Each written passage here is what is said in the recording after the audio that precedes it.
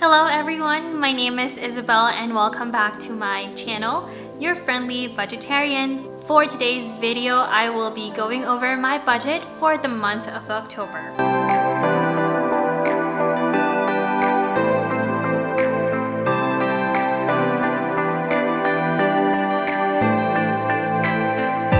So just a little bit of an announcement. I am finally debt-free and this is basically gonna be my first budget video wherein I won't allocate anything for debts, and so I'm really excited to show that to you guys. So without further ado, let's get started. Okay, so for my October income, you can definitely see the decrease in my paycheck, and that is totally because of the fact that I have increased my 401k allocation. So instead of the $350 per paycheck that I used to do in my budget, now I have increased it to $700 per paycheck. And I know it's quite a lot, but I'm trying to maximize as much as I can for the 401k contribution. And then hopefully for next year, after 3 years of working in my current job now, hopefully I will be able to maximize my 401k. So it all totaled down to basically about $2,900. So I think previously I was on $3,300 paycheck, but now it's about $2,900. So I know it's quite a cut, but we gotta make do with what we have, plus the fact that I'm not allocating any more for debts, so that is totally already an upgrade anyway. So I only have 2 paychecks for the month of October, so that's why there's 2. Also, I was thinking, I don't know what you guys think about it, but I was thinking of possibly just rounding my numbers, either like up or down. Well, I guess depends on the rounding rules, just because for ease, and I don't know, I think it's just more convenient overall with regards to doing my budget and everything. So we'll see. But yeah, basically 2 paychecks, $2,900 each. And then I'm allocating about $700 per paycheck, so total of $1,400 for my 401k. And then my checkings roll over. Hopefully I'm still able to do about $500 each month, but since technically I have calculated my checkings roll over right at the end of the month of September, so I actually only had about $312 left, which is fine, whatever. So overall, I am aiming to at least have $7,700 for my October income. All right, so now going to the fixed and monthly expenses. So again, probably a couple of updates in here actually. So for the mortgage, I am looking at about $1,050. And that's kind of mostly on my portion plus the other bills that I have been paying for between my fiance and I. So that's the amount that I believe will kind of equal to what he's been paying. For electricity and gas, it's $120. Internet is still the same, $65. For the waste management and sewage system, both of those are paid for quarterly, and since October is the start of last quarter, so that's why I put some amount in here. We typically pay about $65 for our waste. For our sewage system, it's about $150 every quarter, though for this one I am not honestly quite sure if they would be able to bill me on time. Last quarter, they billed me on like the second month of third quarter. So I don't know, we'll see. Subscriptions, $163. And that is because I think it's around September, October of last year where I actually subscribe to a couple of like editing softwares for my YouTube channel. So now and I pay for them annually because it saves me much more money that way instead of doing monthly. So now there are recurring fees for this month of October, so I'm gonna be paying off for that. And I think I also have some storage subscriptions as well as Spotify subscriptions. So that's all part of the subscription deal.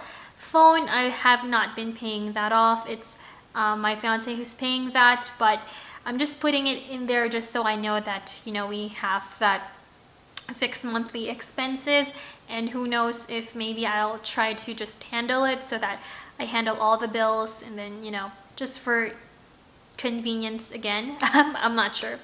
Water is $150, but I believe this should be slowly decreasing as fall and winter comes, because again, we will probably have to turn off our sprinklers by the time that the cold season comes in. Yard maintenance, we're paying off once a week.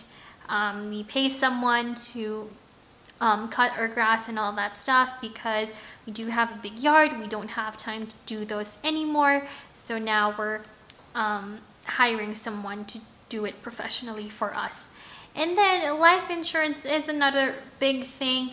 This one, honestly, I don't know yet if I will do one or two, and probably if you guys can give me some more insight about this, because I just realized that the one where it is cheaper but it does not include like accidental death benefits, like I have to do a separate amount for that. But the other one that I applied to, that includes everything. So either your death is accidental, or you have a terminal condition or illness. So that's all part of the package. So now if I do them both, it will be $136, but it's a large amount, an insane amount for both of them. But I mean, the fact that, you know, for that amount, and I have to pay that for about 30 years, and then the death benefits are an insane amount. I don't know when I would be able to be comfortable to talk about like life insurance, but I mean the specifications wise, just because I don't know if it's too confidential to talk about it, or I don't know. I'm just being kind of weird right now. I'm kind of in a weird headspace with regards to the life insurance thing, but I definitely have learned a lot for like just this past month alone about it, and so it's very eye-opening. And if you guys have, you know, if someone is dependent on you and you guys have like mortgage and stuff, I think it's definitely important that you guys talk about life insurance. And this is not like, I'm not promoting or being sponsored by life insurance by any chance or by any means, but I'm just saying that this is one of the things that they don't necessarily talk to you about once you become an adult. But I think it's such an important thing because it definitely gives you that security for the family that you're gonna be leaving behind. So yeah, I don't know. It's right now, if you guys have any like comments about life insurance, let me know in the comments, because I don't know, I think I just want to get like opinions from other people on how they have decided on their life insurance. I've actually been asking some of my coworkers about it and how they have decided on that amount and all that stuff. So I think it's also helpful if I get some opinions from you guys. So yeah, let me know in the comments below. But for now, basically my fixed or monthly expenses would be about $2,051. All right, so now onto the variable expenses. So again, there's a couple of new stuff in here as well. But first things first, we have our grocery. We're still keeping, or at least on my part, I'm still keeping it at $500. I know by this point in time I probably should have included, like, you know, inflation and all that stuff, and the fact that maybe I would say twice in a row now that I have spent more than what I have put in here. And honestly, it's kind of such a shame, but it is what it is. But I'm still putting it in at $500. I might just do like a reset probably for next year, just because I don't know, it's just kind of a lot to think about when there's other stuff that I'm trying to pursue as well, you know, trying to finish my other financial goals before the end of this year. But we're keeping it at 500 and then see how much I will be over or hopefully under budget for that. Next is housing, $100. I don't know, I think there might be some people on my Instagram account that have asked on like why my housing is low. This does not, again, for new viewers out there, this does not include the mortgage, and as you guys have seen in my previous explanation in my fixed and monthly expenses, that is where my mortgage payment comes in and not in housing. This is more of like household items. Maybe if there's some house repairs, then I might actually include that in the housing. But actually, I mean, later on you guys will see the new thing in my budget, which is sinking funds. Excuse me. I am finally doing sinking funds, and I'm really excited to show you guys that. I'm still kind of debating on which bank to use for that, but for sure I'm going to be using a high yield savings account. But again, I don't want to put a lot of money in high yield savings account just because of the fact that our market right now, it's totally down, which means it's a good time to invest your money into that. But we'll see, I don't know. Anyways, for personal, $400. You guys will see it in my budget closeout or budget recap for the month of September, and unfortunately I have spent more than that. But I mean, as much as I say that I hated it, overspending, but at the same time it's for me, I'm just gonna be accountable for it. It is what it is. So yeah. Medical health, I don't have anything good, which is a good thing. I do have spent a couple for last month, and as you guys have known, I recently tested COVID positive like about a week ago-ish now, but I actually just got tested at work today and I'm negative, so thank goodness I will be going back to work. So that's that. Transportation, and this is also part of like my car expenses. So for this month of October, I actually have my insurance. I pay for that every 6 months because it saves me definitely much money, a lot more money. And $366 is what I pay for the next 6 months, which totals to basically, how much is it again? 366 divided by 6, which means I pay $61 every month for my car insurance. And actually, I don't know if I'm gonna be documenting this, but I am hopefully gonna be buying a car soon. That is definitely my next financial goals, but I should set some sinking funds for it first. Or I don't know, I think like the winter time is when it's a good thing to buy because you know, car dealerships want those cars out of their lot, so maybe I will get more discount. My fiance is willing to lend me some money for like a down payment for the car, so I don't know, we're still both deciding on which car to get, but wish me luck for my car purchase. But anyways, so that's that, $366. I don't think I will be needing to get gas for this month because I'm still full tank and I don't think I'm going somewhere. And when we do go somewhere, it's usually my fiance's car that we use. Eating out about $200. I still have not gone to Texas. I mean, well, technically I've gone to Texas Roadhouse last month, but it's because a dear friend of ours treated us, and he found out about my debt payoff, so he treated us to Texas Roadhouse. But I told my fiance, I'm like, I want to go because I want to be the one, I guess, paying for it.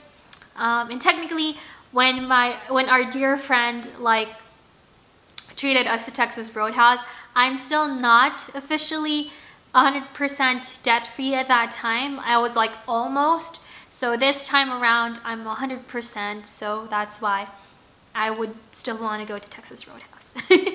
Pets, nothing. Donations, $200. I'm so happy that now I will have the flexibility to be generous, and yeah, I'm just happy to use that money somewhere, to like a local organization or to the shelter where we got our 2 Shiba boys. But yeah, we'll see. Travel for $100. We do have travel this end of the month, and this is our first time, I would say, where we're traveling, and it's towards the Halloween. So I actually did not expect the expenses that will come, because even though technically it's in Vegas and we're like within the same state, and like it's a crazy amount with regards to the flights. We're not used to that amount of flight just going to Vegas, and then also the hotel. Like, it's not even a fancy hotel or anything. It's one of those, a loft,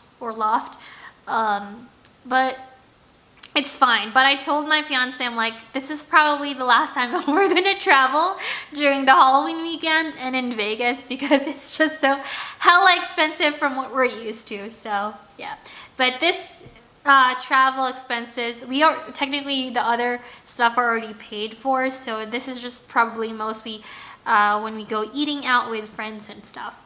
Miscellaneous, I'm putting in just $200 just in case, for extra expenses that we're not we didn't prepare for. And then liability insurance, because we need liability insurance at work, so I'm paying about $150 every year. And yeah, so all in all, total for the variable expenses is about $2,516. All right, so now going into my investments and retirements. As you guys can see, my sinking funds is there, and I'm really excited for that, because I actually created a new column for that, or a new charting. So you guys will see that later in a sec. So sinking funds, I'm trying to put in about $400.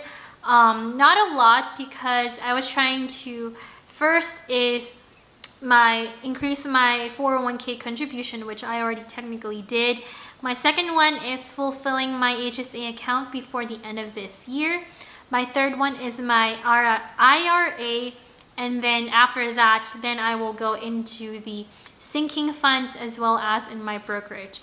But once I finish all those, I would say the top 3 first, then I will move on to my next financial goals. So for now, sinking funds, I'm trying to put in about $400. Brokerage account, unfortunately nothing, because I don't have enough money for it. Crypto, I'm not putting in anything. I probably won't be putting in anything until I get back all the funds that I put, which honestly, I don't know if that will even happen. I think that I'm just gonna take, I think it was about $90 loss in the crypto account, since I created that back in the start of this year, but we'll see. For my IRA, I'm trying to put in $800, and I know that technically I have until April of next year to fulfill my IRA account, but I don't know, I'm just trying to kind of finish it this year, but honestly I don't think so. Considering the fact that there's still holiday going on, but we'll see, you never know. HSA, $460. So one thing that I learned, something new today for HSA, is that I thought that they were not able to do the employer contribution, which I definitely, I get about $75 each month from my employer. So basically that amounts to 75 times 12. I think it's about $900 that they contribute towards my contribution. So let me check. Yeah, it's $900. So that means if the max contribution is $3,650 minus $900, so that would be $2,750 that I just need to contribute so I can fulfill the $3,650 for this year of 2022. So I'm almost there actually, and one thing that I learned is that they are actually a month late. So I thought that they missed out on my January contribution because they started contributing to my account in February. And when I called them, they confirmed with me that, oh, they're a month behind basically. So that means, like, let's just say if I'm not going to be continuing on my high deductible health plan, then I should still get $75 for the month of January of next year. And that will basically be towards my December. So I don't know if that makes sense, but just letting you guys know, if that is the case with you, you might want to call your insurance and double check with them on why you didn't have any January contribution, but it's probably because they're just, they contribute like a month behind. So just FYI. So that is that. I'm hoping to contribute about $460 for my HSA. And so with my TSP or my 401k, I'm hoping to contribute $700 per paycheck, which again amounts to $1,400, which then means that my investment and retirement hopefully should be around $3,060. That is just such a crazy amount for me, because the fact that I used to contribute that amount to my debts and now to investments and stuff, it's just amazing feeling. But yeah, so now we're moving on towards my sinking funds. So, all right, you guys ready for this? All right, so travel fund, I don't have anything because technically I'm allocating about $400 in my travel for this month of October, so I'm not going to be putting in anything. House maintenance, I am budgeting for $200, and that is because we do have an upcoming garage roof repair, which will amount to about $2,700. We already put in a deposit of 10%, which is $270. So I'm just going to be trying to put in as much as I can towards that before they completely, start doing the fixing. And then car fund. So this is for my new car, hopefully, or new to me car. The starting balance that I'm getting that from my high yield savings account from M1 Spend Plus, I do have around $500 in there. And I don't know if you guys remember, I took $5,000 from there and put in my student loan. So that's why I was able to finish off my student loans very quickly. So the remaining $500, I'm going to be using that to start my sinking fund for my car. And I'm going to try to put in about $200.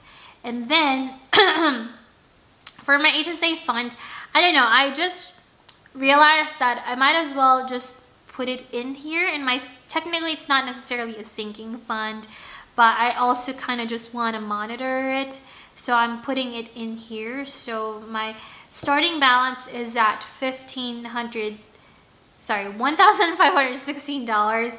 I'm going to try to put in $460. Actually, now that I think about it, this is not the starting balance because the $800 payment that I put for the month of September is still pending. So supposedly my actual starting balance is $2,316.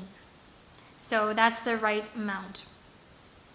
So all in all, basically for my budgeted, technically it is $400, as you guys see in here, but I also have my HSA in here, which is $460. So that's why it says in here $860, but really it's more for $400 basically. So yeah, all right. And last but not the least, for my debts, can we just take a moment and appreciate the fact that I don't have to put anything in here, because I am really super excited and ecstatic about it. So I don't have to budget anything for student loans nor for my credit cards, because I do plan to completely, continually pay off my credit cards or clear my credit cards every month. But I just want to kind of breathe it in, because it's been a long time coming that I do not see any, like, this is the first time that I'm not going to be putting anything towards debt. And I'm just really, really, really happy about it. So $0 for the debts. All right, so last but not the least, I'm just going to be showing you guys my budgeted breakdown for the month of October. And as you guys can see, no more of the red, because red was the debt portion of my budgeted breakdown. So hopefully around 40%, excuse me, is what I would want to start allocating from here on out with regards to my savings, investments and sinking funds and all that stuff. Fixed expenses is about 27%, and variable expenses is 33%. So that is it, you guys. I know this has been a long budget with me video, and actually this is probably the first time that I'm showing my face as I do my budget with me. I used to not show my face in these kind of videos, but I guess I just wanted to kind of incorporate that first budget with me, wherein I don't have to contribute anything to debts, and I'm so happy and so excited about that. So if you guys are interested to know more on how I do my finances, I definitely have a ton of ideas that just came to me as I was trying to close on the budgeting, and as well as my trying to reflect on my debt freedom journey. I have a lot of videos to hopefully that I will be able to film and spend time to edit and all that stuff. But if you guys are interested to know more on how I do my finances, as well as I start to share more financial information to you guys, please click the thumbs up button, subscribe to my channel if you haven't already, and click the notification bell so that you guys will be notified as soon as I upload a new video. And so with that said, I hope that you guys have a fantastic start of October, and I will see you guys in my next video. Bye!